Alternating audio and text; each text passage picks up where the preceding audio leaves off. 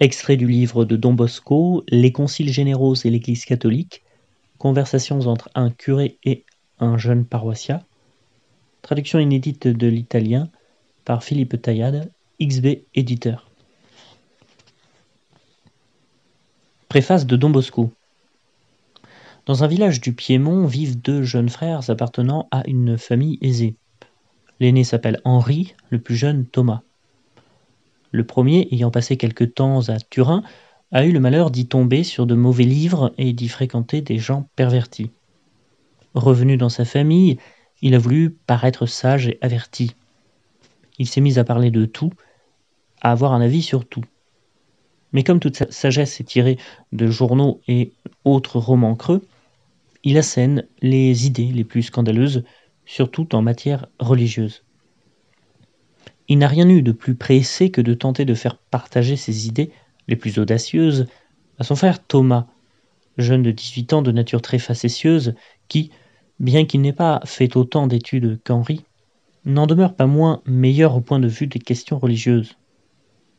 Par l'étude de son catéchisme et la lecture de bons livres, par l'assiduité aux instructions paroissiales, Thomas a pu répondre à son frère sur différents points et dissiper avec facilité les nombreuses difficultés que son frère lui faisait, le renvoyant souvent tout honteux.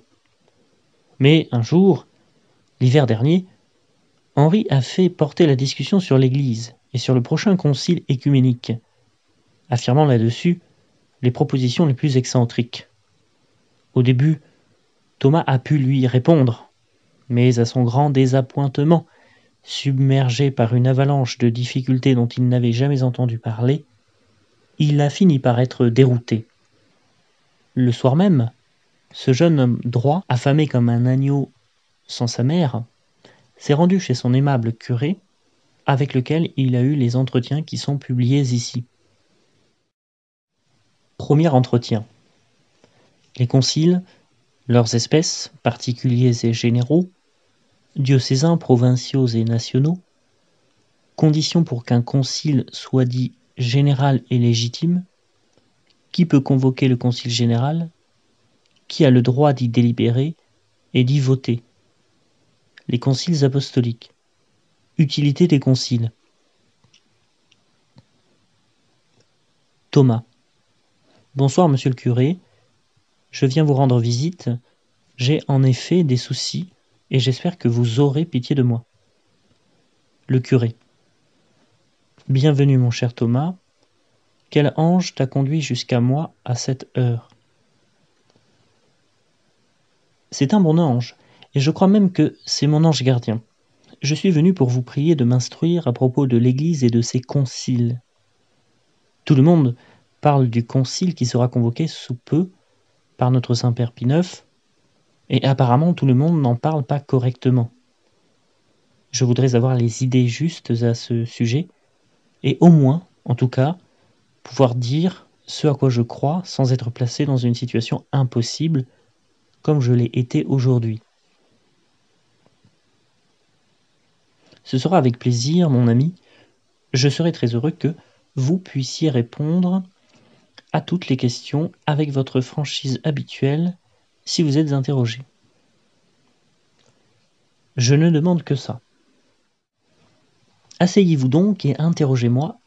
Je vais essayer de vous satisfaire du mieux possible. Tout d'abord, j'aimerais savoir exactement ce que sont les conciles. Les conciles sont des réunions d'évêques et d'autres ecclésiastiques catholiques assemblés pour décider des questions relatives à la foi, aux mœurs et à la discipline de l'Église. Ils sont de deux espèces. Premièrement particuliers, deuxièmement généraux ou œcuméniques. Les autres conciles sont soit diocésains, soit provinciaux, soit encore nationaux. Je ne me rendais pas compte qu'il y en avait autant d'espèces. Qu'est-ce qui les différencie? Le concile diocésain ou synode est la réunion des curés d'un diocèse convoqué et présidé par l'évêque du lieu. Le concile provincial est celui dans lequel se réunissent les évêques d'une province ecclésiastique présidée par le métropolitain, c'est-à-dire la réunion de l'archevêque avec ses suffragants. Parmi les conciles diocésains et provinciaux les plus célèbres, on compte ceux réunis par saint Charles Borromée, archevêque de Milan. Le concile national, quant à lui, est la réunion des évêques d'une nation présidée par le patriarche ou le primat. Beaucoup d'entre eux ont été célébrés à Rome sous les papes, car les pontifes romains, en plus d'être les pasteurs suprêmes de toute l'Église, sont également patriarches d'Occident et primats d'Italie.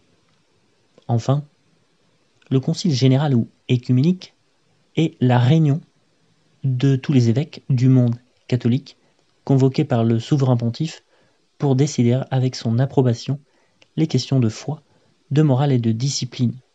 Voilà donc ce qui les différencie. En plus de cela, il y a encore une autre différence entre le concile général et le concile particulier. C'est que le général peut faire des lois obligatoires pour toute l'Église et qu'il a une autorité suprême et infaillible en ce qui concerne la foi, les mœurs et la discipline, alors que le concile particulier ne peut étendre ses ordres au-delà du diocèse, de la province ou de la nation pour lesquels il est réuni, et il ne jouit pas d'une autorité infaillible. Voilà d'utiles précisions. Pouvez-vous me dire maintenant quelles sont les conditions requises pour qu'un concile puisse être dit écuménique et légitime? Pour qu'un concile soit dit écuménique et légitime, 4 conditions sont requises. Petit 1, il faut qu'il soit convoqué par le pape, ou au moins qu'il se réunisse avec son consentement. Petit 2, il faut que, dans la mesure du possible, et compte tenu de la distance du lieu, tous les évêques du monde catholique y soient invités. Petit 3, il faut que le pape le préside, soit en personne, soit par un légat. Petit 4, il faut, enfin, que le pape approuve et confirme ce qui y a été établi et décrété. J'ai dit, pour autant qu'on puisse inviter tous les évêques, car il n'est pas nécessaire que chacun intervienne personnellement, ce qui serait d'ailleurs impossible pour de nombreuses raisons. Donc, même s'il manquait les évêques d'une province entière ou de plusieurs nations, un concile serait néanmoins légitimement écuménique si le pape l'approuvait par son autorité suprême et le proposait aux fidèles comme écuménique. Est-il vraiment si nécessaire que le concile général soit convoqué par le pape? Pour être clair, on entend dire aujourd'hui qu'autrefois les conciles étaient convoqués et présidés par les empereurs.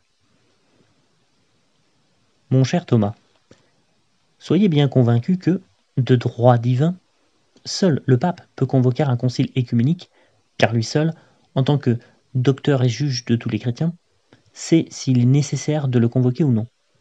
Ce droit n'appartient qu'au pape, car lui seul, en tant que pasteur des pasteurs, peut ordonner aux évêques du monde entier d'aller là où les besoins de l'Église universelle l'exigent. Au pape et non aux autres, Jésus a dit en la personne de Pierre, « Paix mes agneaux, paix mes brebis », c'est-à-dire qu'il lui a donné la garde de tout le troupeau. Par conséquent, au pape seul appartient de droit divin de convoquer un concile général qui est fait précisément pour enseigner tous les fidèles. Quant aux empereurs et aux princes temporels, ils n'ont aucun droit de convoquer des conciles, généraux ou particuliers. En fait, comme je l'ai dit, les conciles sont célébrés pour des motifs religieux, pour décider quelle vérité les chrétiens doivent croire et pratiquer. Or, nous savons que Jésus-Christ n'a pas confié cette fonction aux princes séculiers, car ce n'est pas à eux que Jésus a dit « Allez, enseignez à toutes les nations ». Ces paroles, le divin Rédempteur ne les a adressées qu'aux apôtres, qui avaient à leur tête Saint Pierre, le premier pape. En leur personne, il les a adressées à tous leurs successeurs jusqu'à la fin du monde, c'est-à-dire tant qu'il y aura des hommes à instruire et à sauver. Je comprends que le pape seul a le droit de convoquer des conciles généraux, et donc de les présider. Mais vous ne m'avez pas encore dit s'il est vrai ou non que dans les temps anciens, des conciles ont été convoqués par les empereurs. Attendez un peu, j'y viens. Il n'est pas vrai qu'autrefois les conciles aient été convoqués par des empereurs. Au cours des 3 premiers siècles de l'Église, les empereurs païens, loin de convoquer des conciles pour le bien de la religion chrétienne, ont en effet mené des persécutions sanglantes contre elle, dans le but de la détruire, si cela avait été possible. Par conséquent, pendant toute la période des persécutions, c'est-à-dire depuis le début de l'Église jusqu'à Constantin le Grand, le premier des empereurs romains qui ait embrassé et professé la religion de Jésus-Christ, aucun prince n'a jamais pensé à se mêler des conciles, bien qu'une quarantaine ait été célébrés, dont beaucoup furent composés de très nombreux participants. La question se résume donc à savoir si les empereurs chrétiens ont convoqué et présidé les conciles. Voici comment les choses se présentent à cet égard.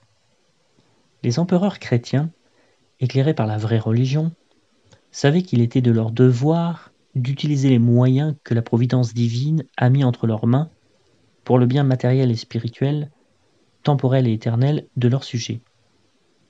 D'autre part, sachant par expérience que les hérétiques perturbent, par leurs erreurs, la tranquillité de l'Église et celle de l'Empire, ils ont aidé les papes qui voulaient rassembler des conciles par leur autorité apostolique pour maintenir la paix de l'Église comme celle de l'État. Aussi, lorsque les papes ont constaté qu'ils pouvaient assembler solennellement les évêques, et en ayant perçu le besoin pour l'Église, tantôt ils les ont convoqués eux-mêmes, tantôt ils ont laissé l'empereur les convoquer au nom du Saint-Siège et leur en ont donné la faculté. Les papes ont fait cette concession au vu des services matériels que les princes pouvaient souvent apporter à l'Église. Ils ont ainsi, pour la plupart, financé les frais du voyage des évêques et ont assuré leur logement et leur entretien, agissant ainsi pour le bien de l'Église. Les empereurs chrétiens ont fait cela souvent, et ils n'ont rien fait de plus en ce qui concerne la convocation des conciles. Et si un prince avait voulu s'arroger lui-même d'autres droits, s'attribuant une autorité que le pape ne lui donnait pas, il aurait été à juste titre condamné comme usurpateur des droits divins. Le grand évêque Osius de Cordoue en Espagne répondait ainsi dès le IVe siècle à l'empereur Constance qui prétendait s'impliquer dans les sacrés conciles. Citation. Ne prétendez pas nous donner de commandements dans ce genre de choses, mais apprenez-les de nous. À vous Dieu a confié l'Empire, à nous le gouvernement de l'Église. Ah, voilà qui est parfait. Mais s'il ne fait aucun doute que les princes séculiers n'ont pas le droit de convoquer des conciles, il me semble au moins qu'ils ont le droit d'y intervenir. Ai-je raison? Non, vous avez tort, mon cher Thomas. Les princes n'ont pas plus le droit de présider ou d'intervenir dans les conciles que de les convoquer. Parce que Jésus-Christ a confié le gouvernement de son Église au pasteur de celle-ci, et non au souverain temporel. Ce n'est qu'au pasteur sacré que Jésus a dit « Allez, enseignez à toutes les nations, enseignez-leur à observer tout ce que je vous ai commandé. » Matthieu 28. C'est au seul pasteur sacré que saint Paul adresse les paroles suivantes « Prenez garde à vous-même et à tout le troupeau sur lequel le Saint-Esprit vous a établis évêques pour diriger l'Église de Dieu. » Actes 20-28. Mais, monsieur le curé, on ne peut nier que les princes sont souvent intervenus dans les conciles, et que même au concile de Trente, ils sont intervenus par l'intermédiaire de leurs légats. Donc, d'un autre côté, il semble qu'ils aient eu quelques raisons d'intervenir, puisque les conciles traitent de choses qui les concernent. Ne confondons pas les choses les unes avec les autres, mon cher Thomas, car c'est une chose d'intervenir de droit dans un concile, c'en est une autre d'intervenir par grâce, c'est-à-dire par un privilège accordé par l'Église pour de justes raisons, et en ce cas, non pour juger et définir comme évêque, mais pour aider et protéger les conciles. Au premier concile général, par exemple, l'empereur Constantin est intervenu, mais pour honorer et protéger la vérité, et non pour y siéger et définir comme un évêque, ni pour proposer et délibérer en tant que juge. En effet, il a lui-même déclaré publiquement qu'il n'avait pas le droit de se mêler de questions religieuses, et pour souligner la grande différence qui existait entre lui et les évêques qui composaient le concile, loin de présider, il voulut s'asseoir en dessous d'eux. Il a également signé les décrets, mais seulement après que les évêques eurent eux-mêmes signé leur définition. Et il a signé pour montrer son adhésion et sa soumission, offrant l'aide de son bras pour faire appliquer les décrets que le concile avait formulés. Les autres princes ont fait de même lorsque, par concession du Saint-Siège, ils sont intervenus dans les sacrés conciles. Je conclus donc, si parfois les princes séculiers étaient présents au concile, ce n'était pas de leur propre chef, mais par privilège. Et en plus, leur intervention n'a jamais été un acte d'autorité, mais un acte de dévotion. Quant à votre autre observation, il est vrai que dans ces réunions sacrées, on traite de sujets concernant les princes, mais cela ne leur donne pas le droit d'y participer. Si c'était le cas, il faudrait dire également que tous les pères de famille ont le droit d'y intervenir, ou même tous les chrétiens, puisque les conciles s'occupent de choses qui les concernent. Mais c'est absurde. Par conséquent, il est vrai que l'on traite dans les conciles des questions qui concernent les États. Mais ces sujets concernent le bien spirituel, la morale, la religion, dont l'administration est entièrement confiée au chef de l'Église et aux autres pasteurs sacrés. Je dis donc que, puisque la dignité, si grande soit-elle, ne fait pas qu'un prince séculier devienne l'un de ces pasteurs sacrés que Jésus-Christ a placés pour gouverner son Église, ainsi, chaque prince restera toujours parmi l'Église enseignée, c'est-à-dire parmi les simples fidèles, dont le devoir n'est pas d'instruire, mais d'être instruit. Et il ne peut donc jamais revendiquer le droit de participer au concile. Le rôle des princes est de faire respecter par leurs sujets les décrets et les préceptes des sacrés conciles, former leurs lois et régler leur conduite conformément à ces décrets et préceptes. Cela leur appartient, c'est leur devoir, le reste n'en fait pas partie. Bien, mais les princes non invités au concile ne pouvaient-ils pas empêcher les évêques, leurs sujets, de s'y rendre? En aucun cas. Aucun homme au monde n'a le droit d'empêcher un évêque de remplir ses devoirs envers Dieu et envers l'Église, notamment leur devoir d'intervenir dans les conciles en tant qu'évêque. Aucun homme au monde ne peut en conscience empêcher un évêque d'exercer un droit reçu de Dieu, et s'il le faisait, il abuserait de son pouvoir. Au cours des premiers siècles, l'empereur Licinius fit partie de ces princes qui empêchaient les évêques de se rassembler. Mais c'était un persécuteur et un bourreau de chrétiens. Mais ne conviendrait-il pas que des princes catholiques y soient invités? Que cela convienne ou non, c'est au pape d'en juger. Par exemple, notre Saint-Père le pape Pie IX, au concile œcuménique qu'il a convoqué cette année à Rome, n'a pas cru bon d'inviter des princes. En cela, le pape avait ses raisons, et nous devons les vénérer de tout cœur. Néanmoins, je crois que si les princes obéissants demandaient à être acceptés au concile comme les bons princes d'autrefois, le pape ne leur refuserait pas. Je dois convenir que je ne peux qu'être d'accord avec vous. Maintenant, je voudrais savoir quelles personnes ont le droit de participer au concile et d'y voter. Abordons brièvement la question. Tous les évêques catholiques qui ont juridiction, c'est-à-dire tous les évêques qui ont une église, un diocèse à gouverner, ont le droit et ils y sont même obligés d'intervenir au concile. Par conséquent, de droit divin, en tant que membres de l'église enseignante, étant les docteurs ordinaires du peuple chrétien, ils ont un vote délibératif, c'est-à-dire décisif, en tant que vrais juges au concile. En effet, Il ressort clairement de l'Écriture sainte que seuls les pasteurs et les docteurs sont autorisés à déterminer ce qui doit être cru et pratiqué par le peuple chrétien. D'ailleurs, le Saint-Esprit n'intervient qu'auprès des pasteurs qu'il place dans son Église, les évêques. Pourvoyez à tout le troupeau sur lequel le Saint-Esprit vous a fait évêque pour gouverner l'Église de Dieu. Ainsi les évêques, de droit divin et par une sentence décisive, définissent les choses qui sont discutées dans les conciles. De droit humain, c'est-à-dire par privilège, les cardinaux qui ne sont pas évêques interviennent et possèdent également un vote délibératif, étant ceux qui composent le plus grand sénat de l'Église. De même, les pères abbés et les supérieurs généraux des ordres religieux. Quant aux simples prêtres, il est d'usage d'admettre ceux qui, par leur doctrine, sont jugés utiles aux recherches qui doivent être faites, mais non pas pour juger ou pour argumenter et clarifier les choses, ou pour quelque autre motif de ce genre. Ils n'interviennent donc pas avec un vote délibératif, mais seulement consultatif.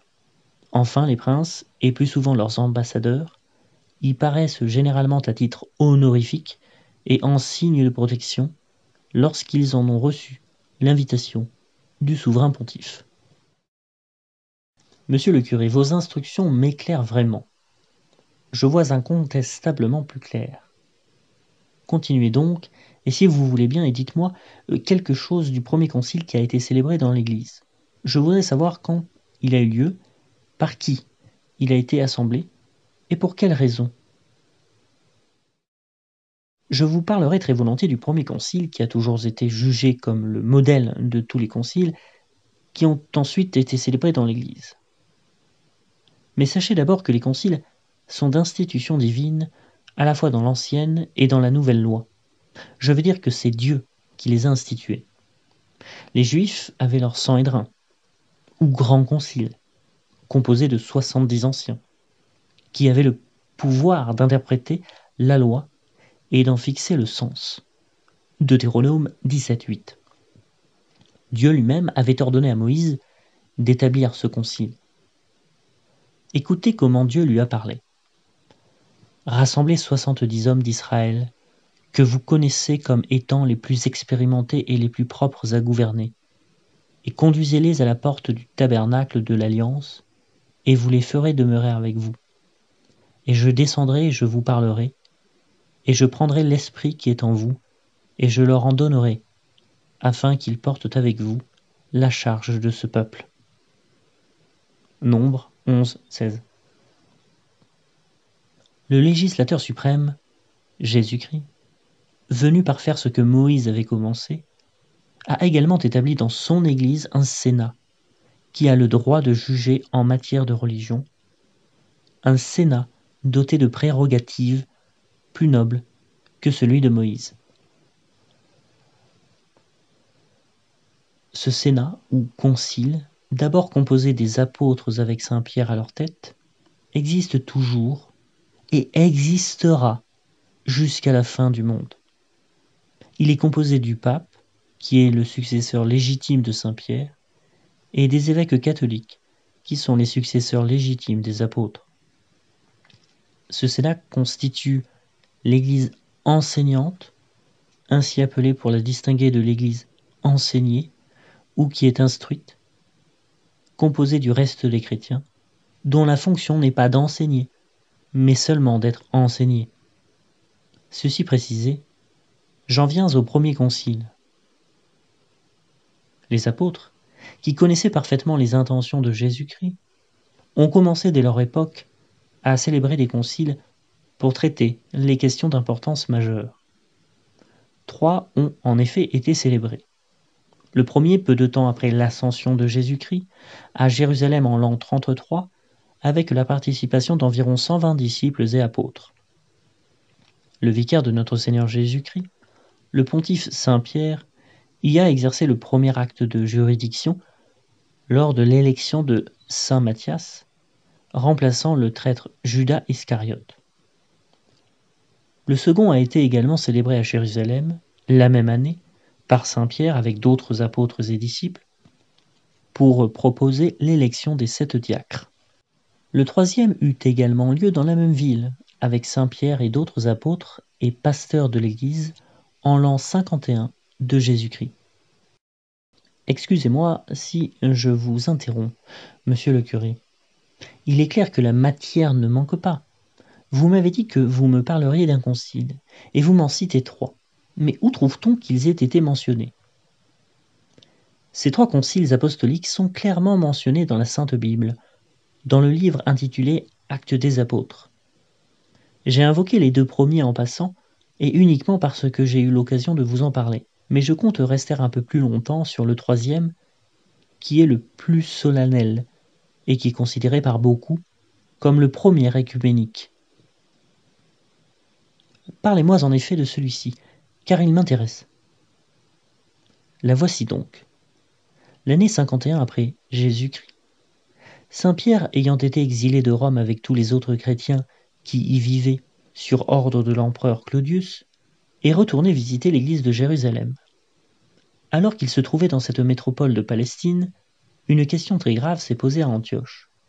Certains juifs, à la suite de l'hérésiarque Cérinthe, affirmaient que le Messie avait été envoyé uniquement pour le peuple juif, et que tous les gentils qui voulaient devenir chrétiens devaient commencer par se faire juifs et observer des cérémonies légales telles que la circoncision. Les gentils, d'autre part, affirmaient le contraire, et persuadés que la foi en Jésus-Christ, animée par la charité, suffit pour être sauvés, ils affirmaient que les rites mosaïques, n'étant plus nécessaires, ils ne voulaient pas les observer. De graves dissensions existaient donc entre les chrétiens des 2 parties, et une véritable sédition se produisit. Les apôtres Paul et Barnabé essayèrent de pacifier les choses, mais sans y parvenir. Dans une telle situation, quelle solution trouver? Il fut décidé que Paul et Barnabé se rendraient à Jérusalem pour consulter le chef de l'Église et connaître son opinion. Pierre, comprenant l'état de la question, bien qu'il puisse la décider de sa propre autorité, crut qu'il était bon de convoquer les autres apôtres et les principaux pasteurs de l'Église qui pourraient venir, et c'est ce qu'il le fit. Le concile s'est donc réuni par ordre de saint Pierre, et la question a été soigneusement examinée et discutée par les apôtres et les anciens. Enfin, Pierre se leva au milieu de l'assemblée et prononça sa sentence, définissant que l'observance de la circoncision n'était plus nécessaire, et que les juifs et les gentils pouvaient obtenir le salut éternel par la grâce de Jésus-Christ. Vous savez, dit-il, que le Seigneur m'a choisi afin que, par ma bouche, le peuple entende la vérité. Eh bien, je définis que pour se sauver, la grâce de notre Seigneur Jésus-Christ suffit, et que le joug que nos pères eux-mêmes ont eu du mal à porter ne doit pas être imposé aux disciples. Aux paroles de Pierre, toute la multitude se tut. Tacuit omnis multitudo. La foule se tut en effet, en signe de respect, d'assentiment et de soumission. Elle se tut, car lorsque Pierre eut parlé, l'affaire fut terminée. Paul et Barnabé confirmèrent la sentence de Pierre, ainsi que les autres apôtres, y compris saint Jacques, évêque de la ville de Jérusalem. Afin d'obtenir le plus tôt possible l'union désirée entre les 2 peuples, juifs et gentils, il proposa que les chrétiens qui venaient de la gentilité s'abstiennent dès lors de manger des choses sacrifiées aux idoles, de la chair et du sang étouffé, toutes choses qui étaient en abomination parmi les juifs. Le jugement de Pierre, ainsi confirmé par saint Jacques, fut accepté de tous. Aussi, d'un commun accord, le concile décida de choisir des personnes faisant autorité pour les envoyer à Antioche avec Paul et Barnabé. Des lettres leur furent remises au nom du concile, dans lesquelles, entre autres, il était écrit que la décision prise par le concile était attribuée au Saint-Esprit. Il nous a semblé au Saint-Esprit et à nous, visum est spiritui sancto et nobis. Acte 15. Voici donc le modèle, comme je vous l'ai déjà dit, de tous les conciles de l'Église. On y voit en effet tout ce qui y a été pratiqué depuis, et que je vous ai exposé jusqu'à présent. On y voit une assemblée de pasteurs de l'Église, une assemblée dans laquelle les princes séculiers n'interviennent pas, une assemblée convoquée par personne d'autre que par le pape, présidée par personne d'autre que par le pape, une assemblée dans laquelle les pasteurs, évêques de l'Église et personne d'autre sont juges, une assemblée dans laquelle, après un minutieux examen de la question, le pape prononce clairement sa sentence, qui est accueillie avec joie à Jérusalem, à Antioche et partout, comme un oracle infaillible du Saint-Esprit. Je peux difficilement en exprimer la satisfaction que je ressens en entendant tout cela. Mais, par Diogène, pourquoi n'était-ce pas dans mon catéchisme? Je l'aurais déjà lu et étudié. Mon ami, il n'est pas indispensable que tous les chrétiens étudient l'ensemble de ces questions. Il suffit que les prêtres, qui sont les docteurs du peuple, les étudient. Lorsque par la suite vous avez des doutes ou des questions sur la religion, vous pouvez avoir recours aux prêtres et surtout aux curés, qui sont précisément les ministres sacrés, destinés par la divine providence à enseigner la foi aux fidèles chrétiens. De plus, la parole de Dieu est partout, et plus vous lirez les instructions paroissiales, les bons livres et les bons journaux, plus vous verrez à quel point c'est nécessaire.